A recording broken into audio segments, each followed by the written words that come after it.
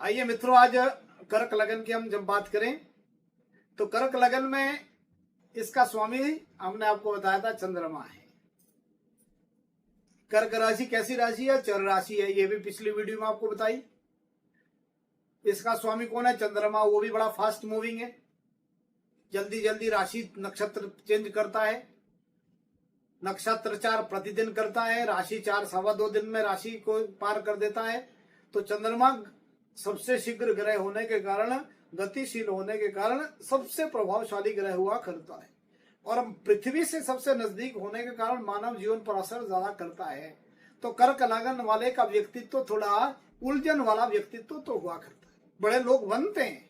अधिकतर नेताओं की कुंडलियों में, अधिकतर बड़े लोगों की कुंडली देखेंगे तो कर्क लगन की प्राय आया करती है, लेकिन संघर्ष वाला जीवन रहा करता है। चंद्रमा की तरह तेजी से उनके जीवन में उथल पुथल हुआ करती है, जल्दी से उनके जीवन बदलाव में आता है। एक जगह स्थिर होकर के रहने में उनको परेशानी होती है।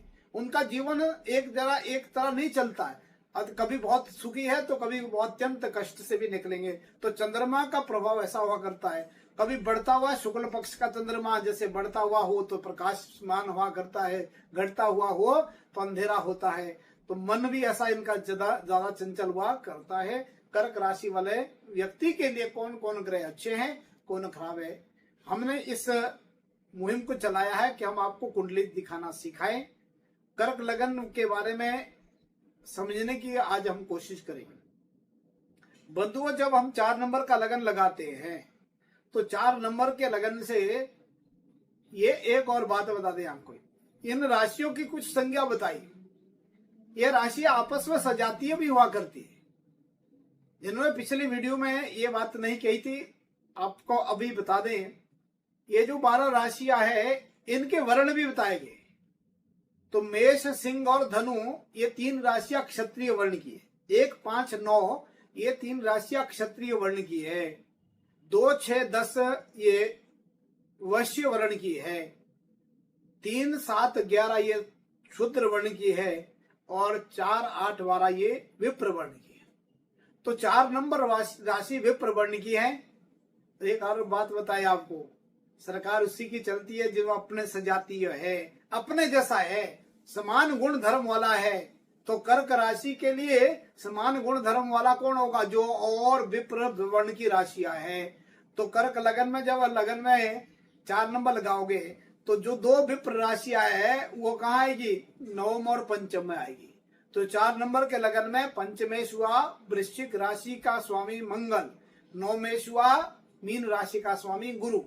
तो कर्क का स्वामी स्वयं हो गया चंद्रमा। पंचम स्थान में पड़ी हुई राशि है वृश्चिक, उसका स्वामी हो गया मंगल। 9वें स्थान में पड़ी हुई राशि है मीन, उसका स्वामी हो गया गुरु। ये निश्चित हो गया। ये आप ताकि पिछली भी आपको याद आती रहे। तो जो हमने मेष लगन के लिए कहा तो उसमें भी 1, 5, 9 आई थी। एक लगन में 5वें स्थान में 5 नंबर, 9वें स्थान में 9, वो तीनों क्षत्रिय वर्ण की थी। जब हमने 2 नंबर को लगाया तो 2, 6, 10 आई, वो तीनों की तीनों वैश्य वर्ण की थी। जब हमने 3 नंबर का लगन लगाया तो 7 और 9, 11 राशि आई। तो 3, 7, 11 ये तीनों की तीनों शूद्र वर्ण की है। आज हमने लगन की चर्चा की कर्क की। तो कर्क में लगन में जब 4 नंबर लगाया तो 5वें में 8 और 12, 5वें और 9वें घर में राशि आई। तो अर्थात विप्र वर्ण का लगन है। तो उसको स्पोर्टिंग जो हुआ करती है, नवम और पंचम स्थान वो स्पोर्टिंग होते हैं लगन के। तो वहां भी वही राशि हुआ करती है जो उसका वर्ण हुआ करती है। तो विप्र वर्ण के ये तीनों राशियां हुई। तय हो गया कि कर्क का स्वामी चंद्रमा, वृश्चिक का स्वामी मंगल, धनु का स्वामी गुरु, क्षमा चाहूंगा मीन का स्वामी गुरु। इन तीनों ग्रहों का कॉम्बिनेशन कर्क के लिए अच्छा हुआ। सूर्य कर्क लगन के लिए द्वितीय हुआ करता है, वो सामान्य हो गया, अत्यंत खराब भी नहीं है, शुभ भी नहीं है। तो 3 ग्रह शुभ हो गए थे, चंद्रमा, गुरु और मंगल।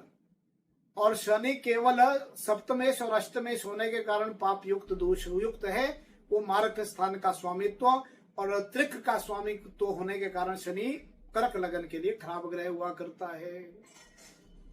बुध की स्थिति द्वितीयेश और तृतीयेश और द्वादशेश है।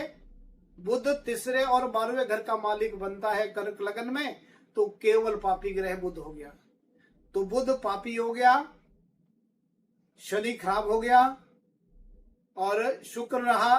तो शुक्र तुला लगन के लिए चतुर्थीश और एकादशेश हुआ, तो शुक्र भी सामान्य हो गया।